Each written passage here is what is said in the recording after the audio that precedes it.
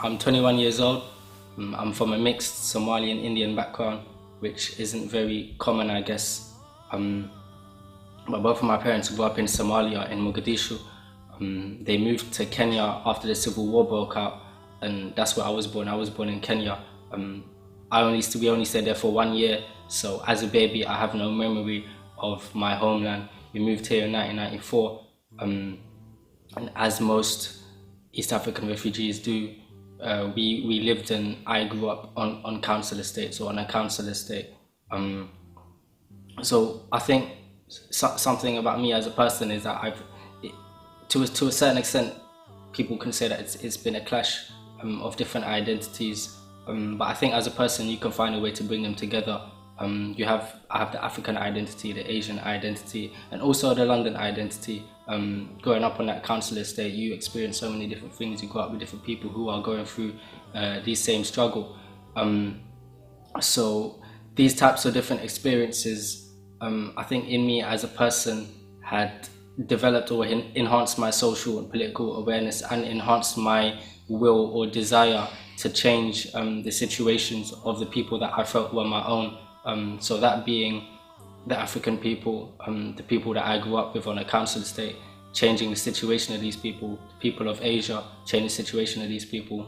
So it allows us to start looking into history. Well, it made me want to start looking into history and looking deep into things like colonialism, British colonialism in India, in Africa, how that opened channels like through the indenture system, moving slaves over from India to East Africa, so on and so forth.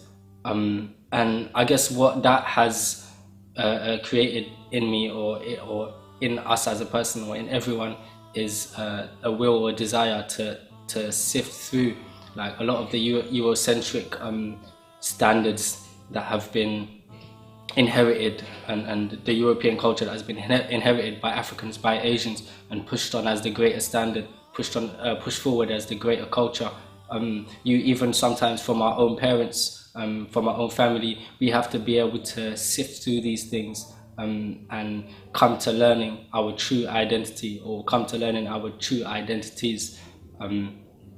In doing that, when you find yourself, I think that is the way that we can truly be revolutionary, in the sense that we have to, even though we are where we are today and history has happened, there is still